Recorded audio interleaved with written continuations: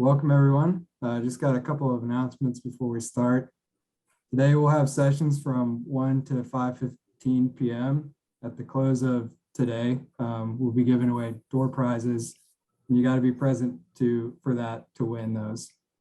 So be there. Then we'll come back around from 6:30 to 7:30 and have special interest groups. Those will be women in GIS, GIS leadership, GIS early career, enterprise GIS, and natural resources / environmental. Also, be sure to check out the NCAUG merch on the conference page. All the proceeds for that will go to scholarship funds. And lastly, all the sessions will be recorded and put up on the NCAUG YouTube page after the conference. It does take a little bit of time, so please be patient with that. At the end of this session, there will be an exit poll for the presentation. If you could take a moment to fill that out, that would be really helpful. So thank you. This session is titled Leveraging GIS and Strategic Buyout Planning. We have our speaker, Elena Studier, here with NCORR, or the NC Office of Recovery and Resiliency. Elena is a specialist with the NCORR Rebuild NC Strategic Buyout Program, where she brings cross-sector experience in project management, stakeholder engagement, and communications. More broadly, her interests lie at the intersection of climate adaptation, environmental justice, and impact-driven storytelling. We encourage you to enter questions into the chat. We'll try to get to them as we're going along, or we'll wait till the end of the session to address them if we can't get to them during the session. And if you've got, well, for continuing education credit, please make sure that you put your name in properly into the Zoom login.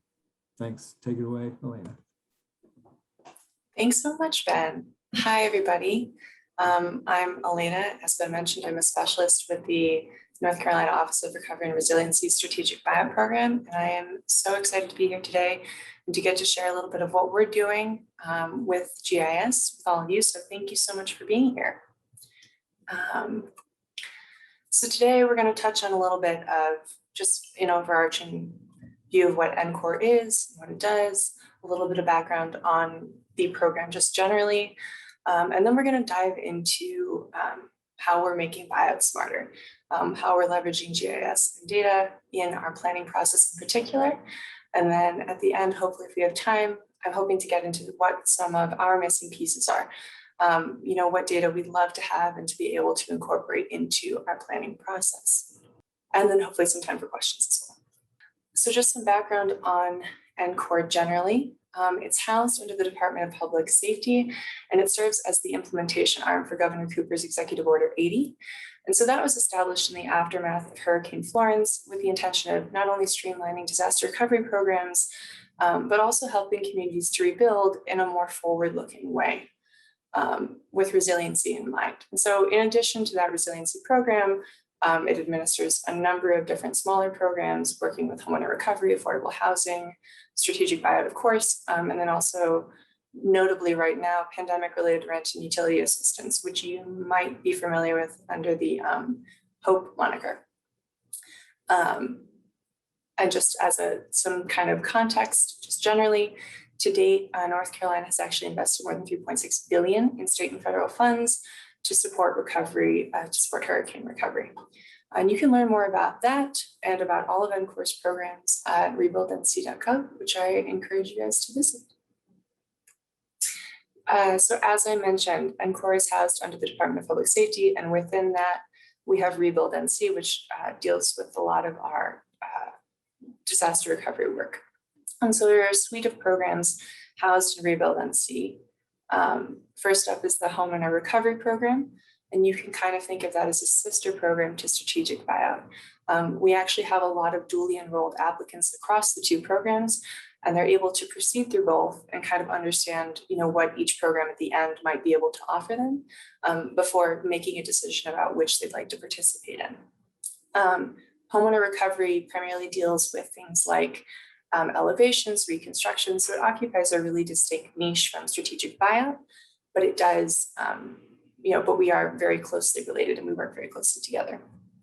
SBP I'll get into a little bit later, but then we also have our small rental recovery program, our infrastructure program, and then a number of other smaller programs like affordable housing, our code enforcement, and our construction and trades program. So we have, we're kind of covering a wide swath of recovery work. So program overview, what is strategic buyout? What does that mean? So fundamentally, SBP works to help North Carolina property owners by buying them out of storm damaged properties and providing incentives to relocate to safer areas. Once those properties are acquired, they're demolished and the land is kept as open space or recreational space in perpetuity, and it's owned by our local government collaborators. So this, presents an opportunity for homeowners to relocate to safer areas while being made financially whole. And you might actually be familiar with buyout in the context of the Hazard Mitigation Grant Program, and that's going to be a FEMA-funded program that's been operating in the state for quite some time, and they currently fund most of the buyouts in North Carolina. And we like to think of ourselves as fairly complementary initiatives, but they work a little bit differently than we do, and we fill very distinct niches. But today, if you remember anything about our program, you should remember that it's voluntary. Unfortunately, buyout can sometimes be conflated with things like eminent domain, and that's very much not what's happening here.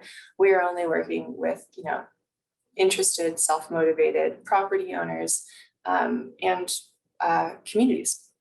It's locally collaborative. Those communities and those local government partnerships that we make are, an absolute cornerstone to the work that we're doing. They're, integral from day one of our planning process all the way up through closing, because they will eventually be the custodians of that land that we are buying out. And they provide that invaluable local context, which, sometimes even data can't fill. You should also know that buyout permanently reduces risk. So buyout is a permanent mitigation measure in that once that land is acquired, it is held as open space in perpetuity, and people are relocated, removing that risk. And in the same vein, it increases community resilience, not only for those individuals, but by also, the land can be leveraged by local governments as, natural infrastructure, as in ways that might make more sense for managing floodwaters and to just kind of increase overall storm resilience. Yeah. So a little bit about kind of our process. We work in an 8-step process, and in the graphic on the left there, you'll see in steps 1 through 5, those are very applicant focused. We're working through their eligibility for the program. We are appraising the property value. We work with current fair market value in SBP. And then, ultimately, if they make it through that, we hopefully are getting to an offer and closing. And then for steps 6 through 8, that's really just working with local governments in demolishing the structures on the property and restoring the land to prepare it to be held as green space. And we know that buyout can be a very difficult process for communities and for homeowners. And with that in mind, a lot of thought has gone into creating supportive structures for applicants to make sure that their needs are put first throughout every step of this process. And so sometimes that means partnerships with NGOs that specialize in things that they might need assistance with. And sometimes it just means making sure that our case managers are very accessible and available to our applicants. So as I mentioned, we're a HUD-funded program, and we have approximately $185 million right now in CDBG funding. And we're working towards, using that funding towards, first and foremost, of course, keeping residents, properties, and communities safe and removing risk. We also, though, really prioritize, allowing for subsequent homeownership through, monetary incentives. So we have a very robust incentive program, and which, covers a lot of different areas. But what I do want to highlight is that we have a specific incentive to keep people in the same areas that they're, in the same county or in the state of North Carolina. We provide distinct monetary incentives to keep them local-ish because we are cognizant of the concern around tax-based impacts of buyout programs. And so we do that not only to benefit the homeowners or the property owners, but also the local governments as well. And then, as I mentioned, it's a buyout as a permanent mitigation measure. So this 185 million is really well used because it, eliminates that need for any subsequent disaster assistance. And all of this to say that a lot of buyout programs tend to be very reactionary just because of the nature of their funding and how it, lands with them. And we definitely are to a certain extent as well. But we are trying to run this program with a very long-term perspective and a resiliency-oriented perspective. And we are actually the first CDBG MID, so that's Community Development Block Grant Mitigation funded buyout program in the US. And so with that mitigation in mind, it's kind of how we're trying to steer things. So you know a little bit about buyout and what we're doing now, but how are we making it smart? That primarily comes into play early on in our planning process. So many buyouts are an oft-criticized, an oft-repeated criticism of buyouts is that they end up leaving communities like the image on the right. And so what you see right there is a very checkerboarded environment. Vacant parcels right next to occupied homes. People feel like that really disrupts the fabric of communities and changes the nature of the places they're living, and that's not very much what we want to avoid. So in order to maximize our positive impact, we work in a very targeted, clustered way. And this not only helps to keep community character intact, but it also lets us effectively target areas with the greatest need, and so that we have a lot of data inputs going into our decision-making and our planning process. And keeping it targeted in a really defined area lets us prioritize, those areas that are determined to be most impacted. And actually, there's a growing body of evidence that spatially targeted buyouts allow for a more effective flood mitigation, in part because communities are more able to leverage those areas for things like natural flood infrastructure. It's also worth noting that concentrating buyouts in an area can also significantly reduce maintenance costs for local communities who are not responsible for managing them. So we call these targeted areas DRRAs, or disaster risk reduction areas. And in some of our more public-facing documentation, you might see them referred to as buyout zones. It's just a little bit more of an accessible term. But we, like I mentioned, work with our local government partners very early on in our process, in our planning process, to get their feedback on our DRAs and to understand what their priorities are in their development. And at the moment, we have 13 DRAs in 5 different counties. And we hopefully are going to be expanding to more Florence-affected areas in the near future.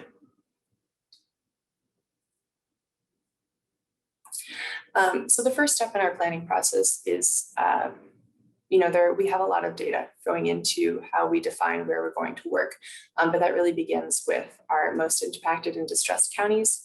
On the map on the right, you'll see, HUD-defined MIDs for Florence and Matthew, as well as some state-defined MIDs.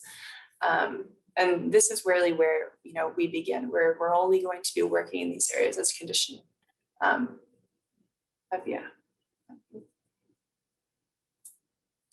And then from there, we're really working with 5 other data types across all of our DRA developments.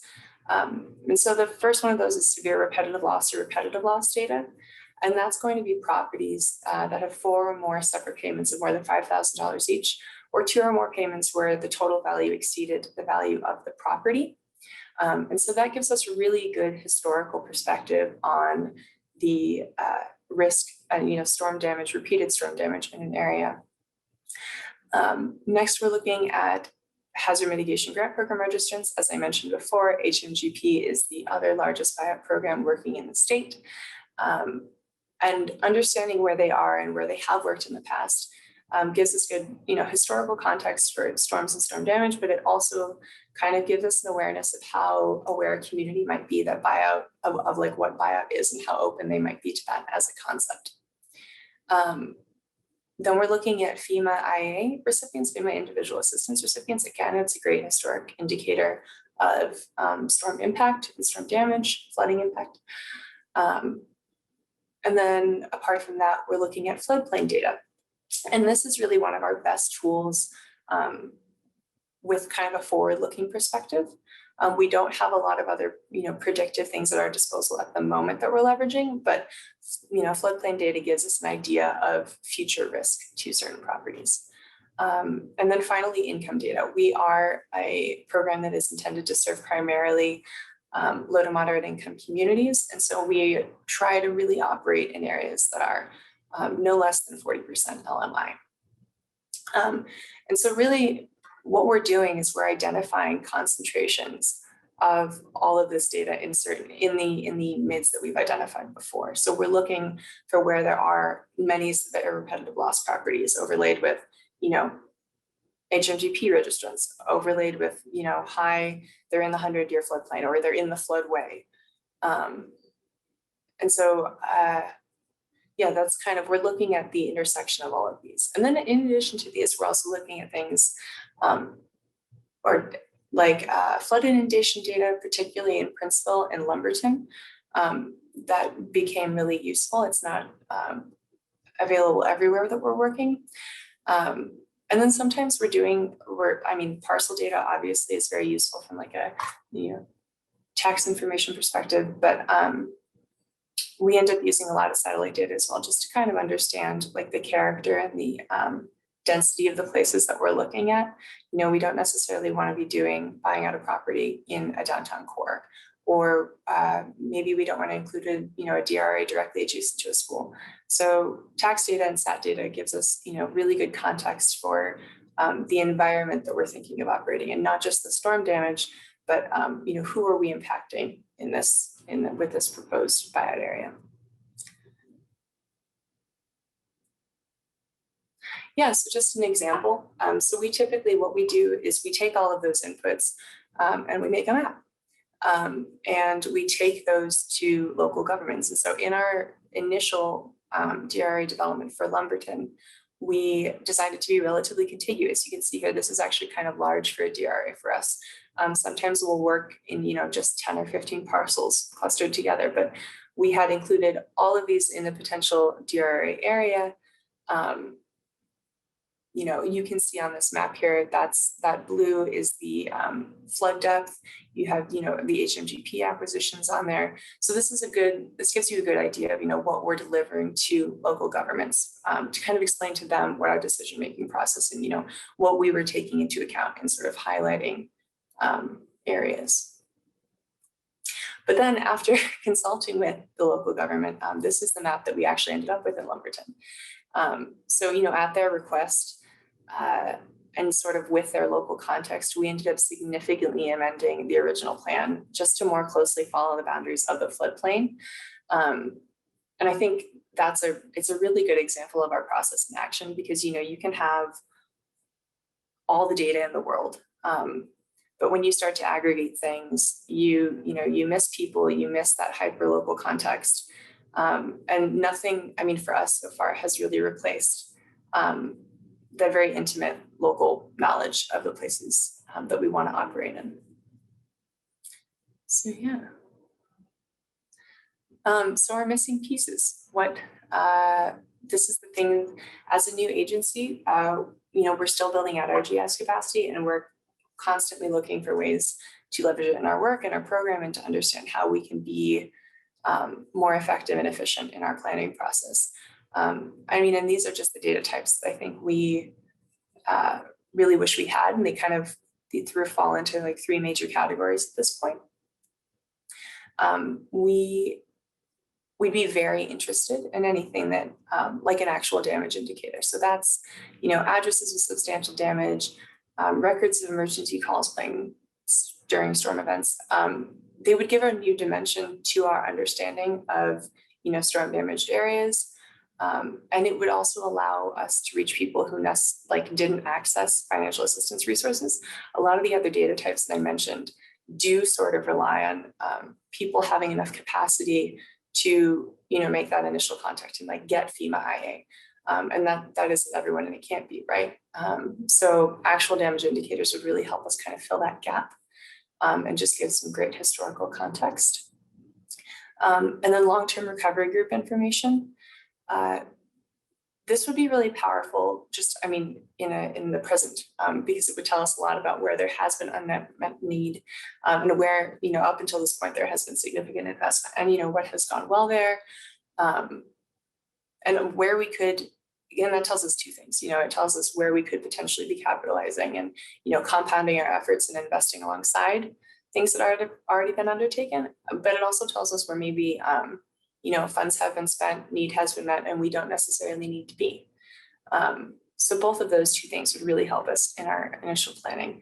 And then finally, just generally any other resilience efforts. So we're always interested in understanding where other investments in resilience are being made. That's anything from, storm drain updates to the installation of a bioswale to, parkland changes. But in addition to that, we also want to know where other organizations and agencies in this space are working and how we can, collaborate effectively, potentially compound our impact by collaborating. So we're very interested in becoming, in just the full context of resilience undertakings in the communities that we're working in. So thank you so much. That was a very brief overview of a little bit of what we're doing and how, all of this, how we're leveraging GIS in our planning process and, how we hope to kind of get better and continue improving in that space. But I'd be happy to take any questions. Thank you. You guys can type in the chat or just unmute yourselves and if you have any questions for Elena. Got a question from LJ. How long does this process usually take? Do you mean the initial planning process or the life cycle of an application from when a property owner applies? The life cycle of the application. So it can take, we're still relatively early on as a program. So I can't give you our exact numbers, but I would say anywhere from maybe a year, it could take a year, maybe a year and a half. It is something that we're very aware of, that the timeline of moving through our application process. And buyouts in general, it is a criticism of buyouts that it can be very difficult for property owners to actually get to the point where they're getting, compensation and relocating. So it's something that we're aware of and we're trying to, constantly improve on. And Thanks, Elena. That was a great presentation. It doesn't look like people are being very chatty. That's all right. That's all right. Well, we appreciate you presenting today. Thank you. Thank you so much for having me. I really appreciate the opportunity to be here.